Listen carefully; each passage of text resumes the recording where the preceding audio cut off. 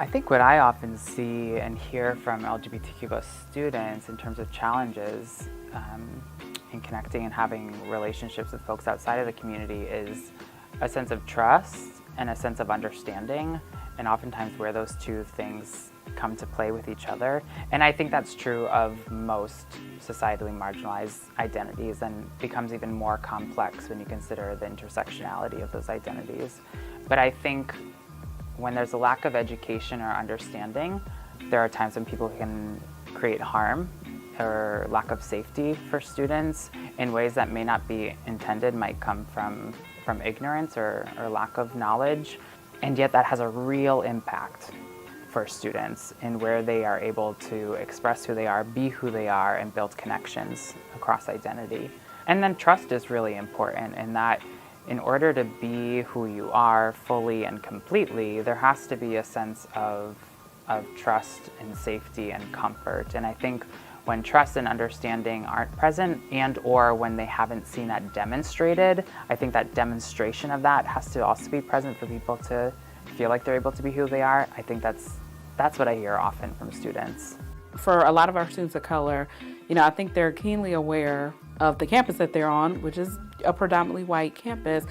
And I think as, people of color, oftentimes because of different things that we have had to face as it pertains to racism, supremacy, discrimination of any kind, it makes it hard to be able to trust people. And so, if you're in a space where you are relationship building as a person of color with someone who identifies as white, where it can be challenging is, one thing is you may not be sure if that trust can even be there because of some of those historical ramifications around, like I said, racism, oppression, and supremacy. So I think with that, I certainly encourage people, regardless of how they identify, to have an openness to learn from each other and to establish those relationships, but that has to be reciprocated on both ends. And there has to be authenticity, I think, on both ends as well too, because otherwise it can't work. And I think within that, I keep going to the piece around self-awareness, but I just think it's so true. So, because even for someone who identifies as white, I think you have to be aware of the privilege perhaps that you hold within your identity, but then also how can you use that to be not just an advocate for your peer who identifies as a person of color, but just how can you overall just be a good friend and support to them, and have the understanding that your experiences and things that you're going to go through in life are going to be different, and you have to be aware and truthful about that. I think that people don't understand that being an ally is a verb, and it's not just something that you get to do something once and then say, I'm an ally for the community, and then I'm done, I've got my badge and I'm good. You have to continually do that. So it's about showing that you're willing to educate yourself, and that if you mess up, you can take ownership of that. I think the biggest thing that erodes trust and really harms relationships that were healthy is that someone makes a mistake, like a genuine mistake, an unintended, says something unintentionally harmful, and then instead of apologizing and learning, doubles down on, but I didn't mean it that way. You're being sensitive about this. That can further erode any trust and make it really hard for members of the community to trust other people that they've built connections with, because if one person can fall so fast into being a harmful person to them, you see that then happening with other people in your circle, and it becomes kind of like it's an isolating event for people, and community is so important. Yeah, I think when students see LGBTQ+ identities being celebrated, and or they feel as though they're in a space where they can celebrate their identity themselves, it leads to greater freedom.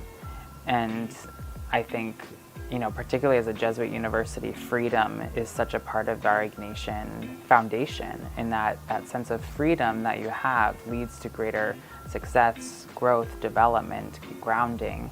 And I think when students see that and or experience it themselves, and I know for me, when I see other people living their authenticity in a way that is joyful and celebrated and acknowledged, it provides me a greater sense of freedom as to who I am and to live more authentically for myself. So I think as we create more opportunities as students, employees who are part of the community, live more authentically and see that be celebrated by our university, it strengthens our community and it deepens our community, and ultimately I think it makes our community more innovative because people are being able to bring who they truly are, their ideas, their gifts, their talents into this community in new and exciting ways.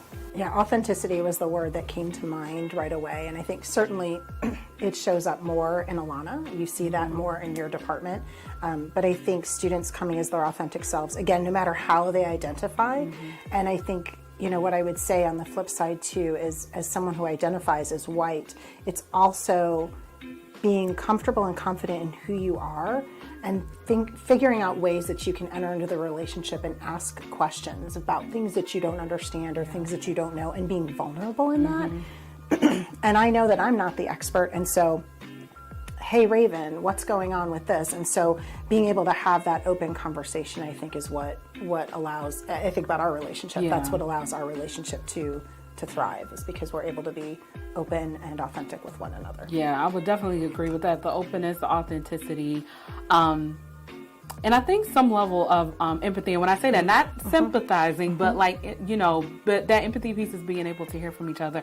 And the other thing that I would say to that too is like, so like Sarah used our relationship for an example, is, you know, she has to also understand like, if there are certain conversations that we have and whatnot, you know, I can talk about things from my perspective, but my job is also not to necessarily educate her on, you know, all of my experiences as a woman of color. So, because that's something that I'm going to expect her to do as my colleague, friend, and support.